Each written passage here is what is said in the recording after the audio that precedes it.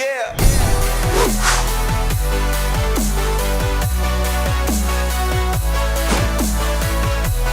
Welcome back to the Gridiron Expert. Les Miles went 3-18 during his time at Kansas, including an 0-9 mark in 2020. He then left the Kansas program in a worse state than it was in when he took over. Now Lance Leipold comes in from Buffalo to clean up this mess, something that each of the last 4 coaches has been unable to do. So welcome back to the Gridiron Expert, guys. Ready to break down and analyze Kansas's schedule and record for this 2021 college football season. As always, make sure to continue to like, comment, subscribe, share our videos, and also make sure to check out everything down in that description below. And that includes those expert picks over on our website, thegridironexpert.com. Make sure to sign up for those picks today before the season starts.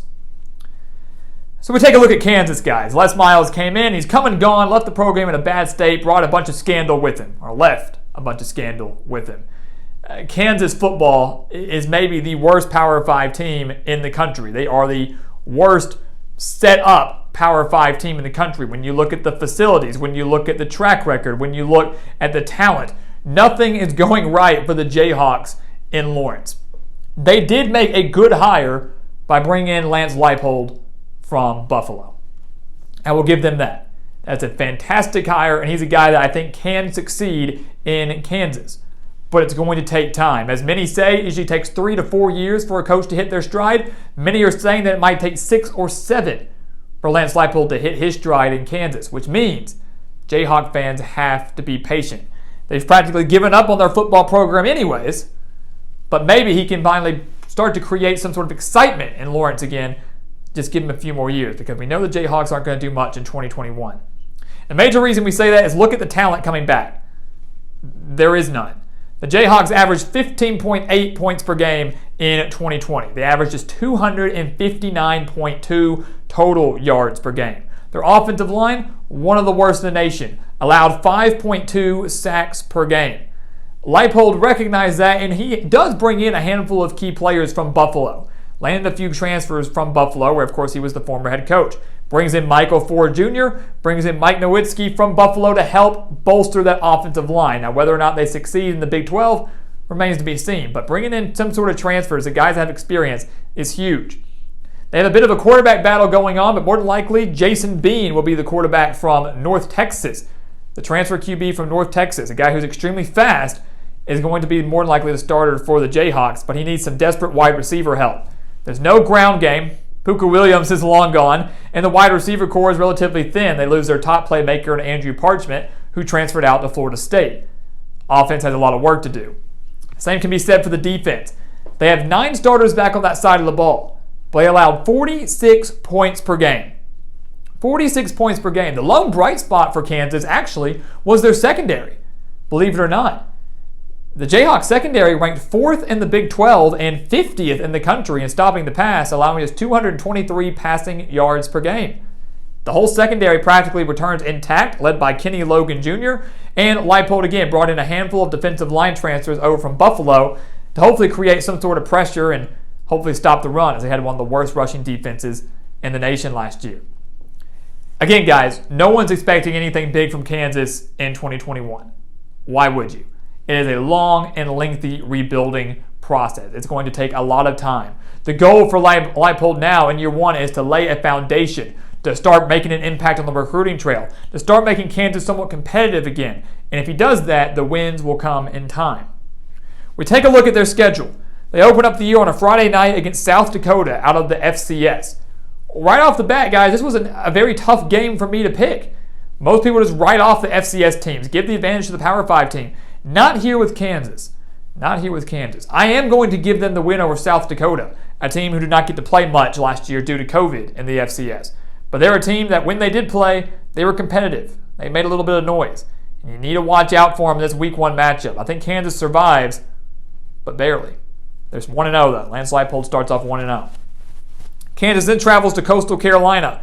They fell to Coastal 2 years ago, 12-7. In Lawrence, they fell last year to Coastal Carolina again, 38-23, 15 points. It went from 5 to 15. Look, if we're going by the triple thing, it could be 45 this year because I'm telling you, Coastal Carolina is going to be really, really good. They return 19 starters. They return their star quarterback in Grayson McCall. I don't have faith in this Kansas defense being able to stop the Chanticleers. They're a Sun Belt title favorite for a reason. They're going to be a top 25 team at this point for a reason. And the Chanticleers getting to host a Power 5 team, let alone, even if it's just Kansas, any Sun Belt team getting to host a Power 5 team is a big deal. The Chanticleers will make the most of it, and they will defeat Kansas for the third straight year.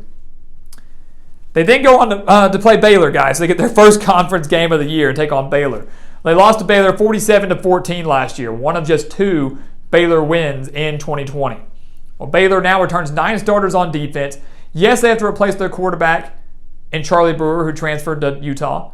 But they have 2 very capable quarterbacks in Jacob Zeno and Jerry Bohannon. Whoever decides to get the nod there will do just fine. They return all of their top pass catchers from last year.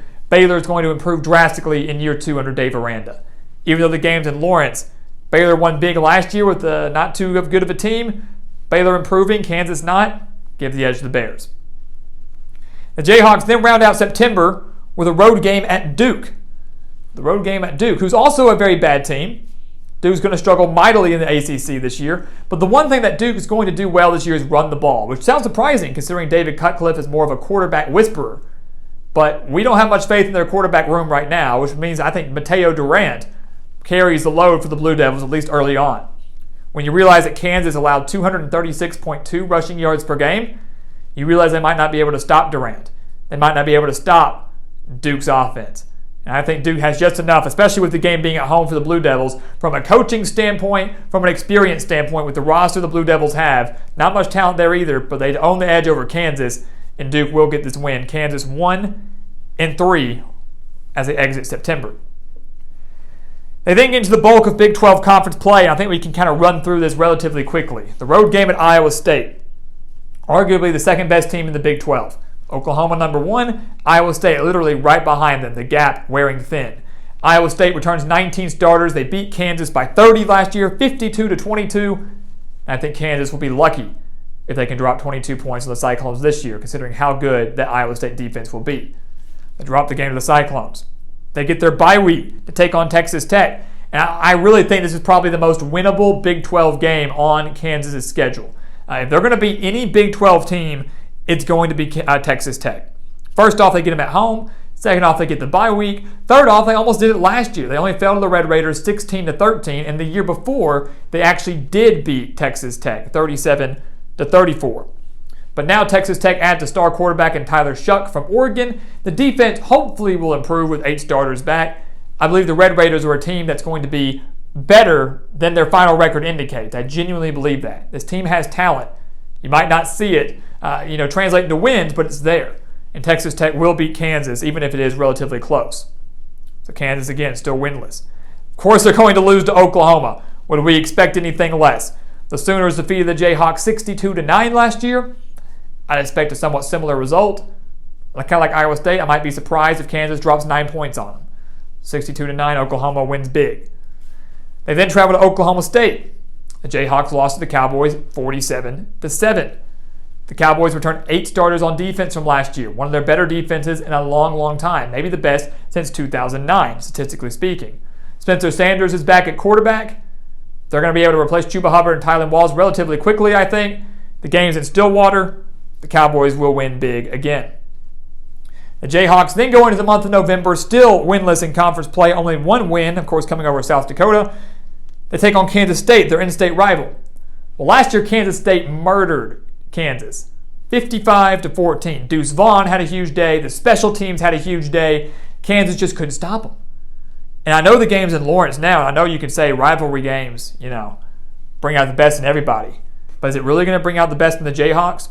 The Wildcats return 9 starters on offense. They get Skylar Thompson back from an injury. He didn't even play in that game last year.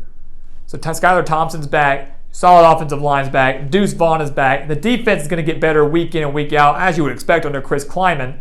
Kansas State wins big in their own state. Kansas then travels to Texas. They didn't even play last year. But if the defense is that bad, if the defense still is going to remain that bad for Kansas, Texas is going to light them up. Because Steve Sarkisian's in now. Brand new head coach down in Austin, but a brilliant offensive-minded coach. Got Casey Thompson, got Bijan Robinson, one of the best running backs in the Big 12. Bijan Robinson alone could rush for, 236 yards. The amount that Kansas was giving up per game last year, Robinson could do that by himself in Austin on November 13th. This Texas team, I'm not saying it's a Big 12 title contender by any means, but they are going to be good enough, obviously, to beat Kansas, especially in Austin. The Jayhawks then stay on the road and take on TCU. They fell to the Horned Frogs 59-23 last year. And as you're seeing, it's a trend here, guys, is all of these games for Kansas last year, they were all blowouts. They were all by double digits with the exception of that Texas Tech game. Do we really think that we're going to see some drastic turnaround, some 30, 40, maybe in some cases 21-point swings in the span of 1 year to another, especially with as much as Kansas is dealing with, and obviously with as much and as well as some of these Big 12 teams are improving? Probably not. We're not. So the games at TCU, with as great as TCU is at running the ball, averaging nearly 215 rushing yards per game, expect the Horned Frogs to do it again with Max Duggan under center and a defense. That front seven especially is going to be so potent. It's in Fort Worth. TCU wins. Then Kansas really wraps up their season. Obviously the season's over. They're 1-10. Senior night against West Virginia. Lance Leipold's first year in Lawrence. They're facing a West Virginia team they lost to by 21 last year, 38-17. And now they're facing a West Virginia team that arguably has the best team yet under Neil Brown. 8 starters back on offense. Jarrett Dagey at quarterback. Letty Brown at running back, solid wide receiver core, a defense that was 4th overall in total defense last year. We know Kansas doesn't have much of an offense at all. I'm actually surprised Kansas dropped 17 on them last year. Would be surprised if the Jayhawks can drop that many points on West Virginia, even though the game is in Lawrence. West Virginia wins big yet again, and Kansas drops to 1-11, and that will be their final record in year 1 of the Lance Leipold era. Now again, we don't mean to just overlook Kansas completely. We kind of rushed through that quickly. Probably one of our quickest prediction videos this year. But there's not much to talk about with Kansas this year. They're an absolute dumpster fire, and we're not trying to be disrespectful. Not at all. But this team has not been relevant since about 2007, 2008. Four coaches in about the last 10 years. Leipold's hoping to break that trend. He's hoping to be the man in Lawrence. But like we mentioned earlier, the goal now is to lay the foundation, to start recruiting, to start becoming competitive, and the wins may start to come, but it might not be until year 3 or year 4. It's a long process in Lawrence, but I do believe Leipold is the man to get the job done. But the Jayhawks finish 1-11. Don't be surprised if they go 0-12, guys. South Dakota will not be easy. We think they get at least one win under Leipold. He's that good. But don't be surprised they go winless. 1-11 for the Jayhawks in 2021. Hopefully improvement soon to come. So guys, as always, thank you so much for watching us here at The Gridiron Expert on YouTube. Make sure to continue to like, comment, subscribe, share our videos. Also make sure to check out everything down in the description below. We've got so much exclusive content there for you, including those expert picks over on our website. Make sure to sign up for those today before the season starts. And once again, guys, as always, thank you so much for watching, and we'll see you next time right here on The Gridiron Expert.